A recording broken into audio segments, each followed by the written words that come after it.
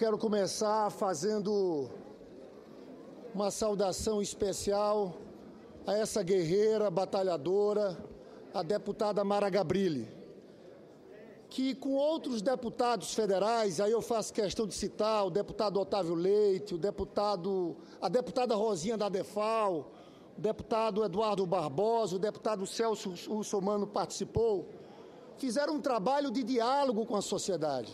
Então, Mara Gabrilli, Vossa Excelência tem hoje aqui uma grande vitória. Mas eu queria também homenagear esses dois senadores. O senador Paulo Paim, que começou o trabalho, começou a luta pelo Estatuto aqui no Senado Federal. Sem o senador Paulo Paim, nós não teríamos essa vitória no dia de hoje. E o senador Romário, que representa muito para essa causa.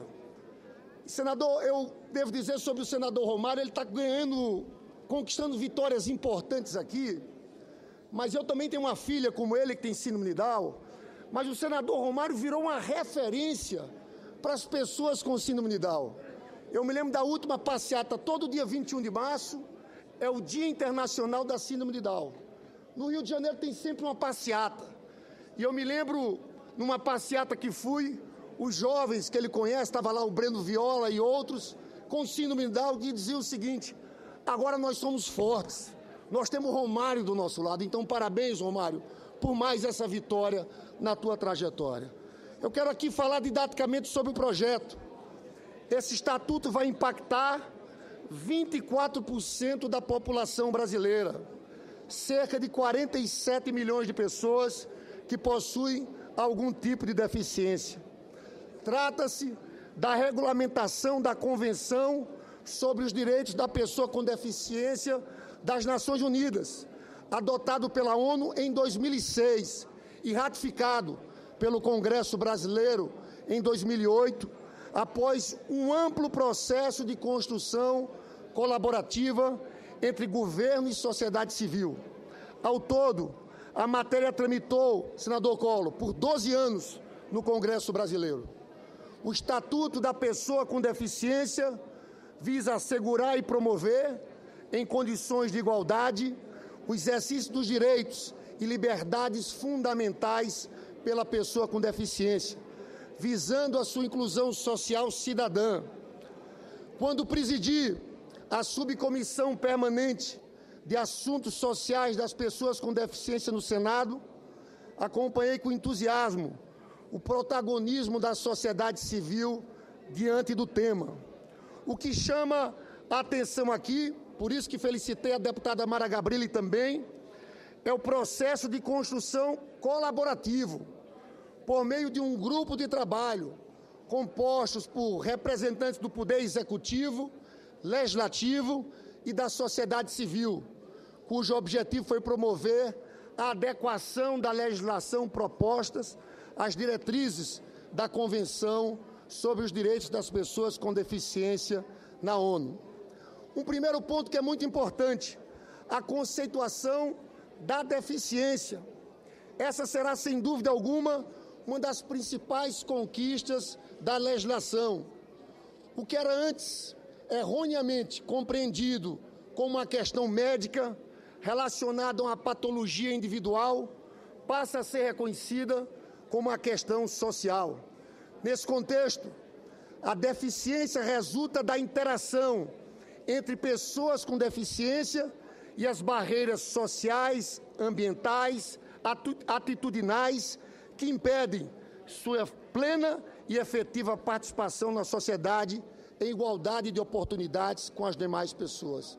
No âmbito da educação, e aqui é preciso que se diga, é um sofrimento de muitos pais, falava agora para a deputada Mara Gabrilli, por exemplo, de matricular numa escola privada.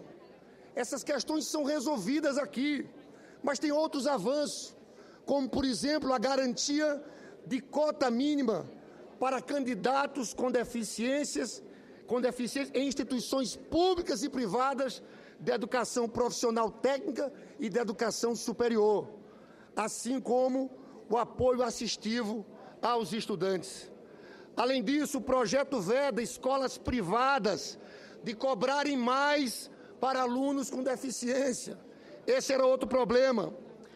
cria a obrigatoriedade de oferecimento de conteúdos sobre práticas de educação inclusiva e deficiência nos cursos universitários públicos e privados.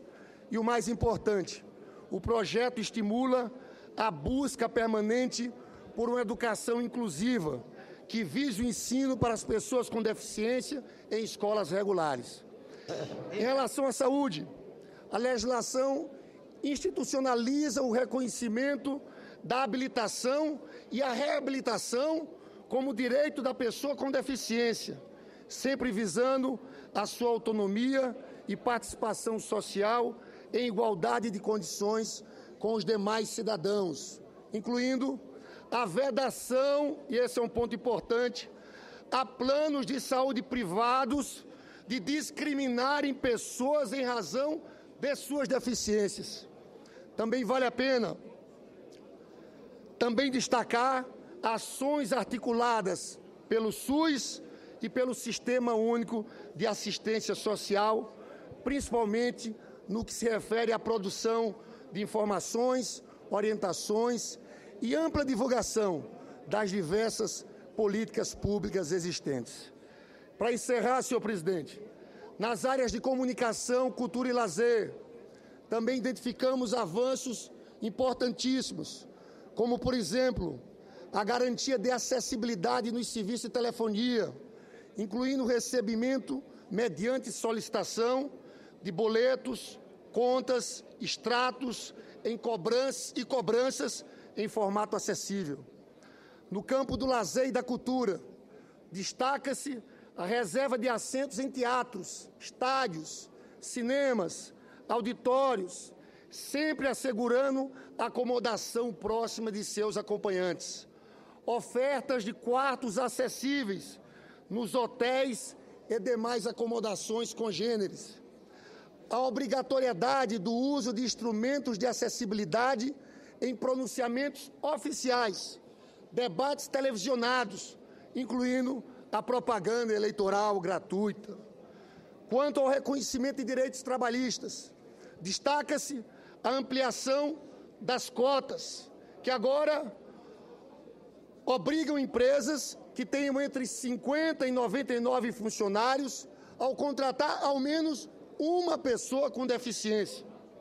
Outro ponto de destaque refere-se ao auxílio inclusão, que garante um reforço no orçamento doméstico, que visa assegurar o emprego, especialmente quando considerarmos as despesas adicionais atreladas à utilização de tecnologias assistivas e gastos congêneres.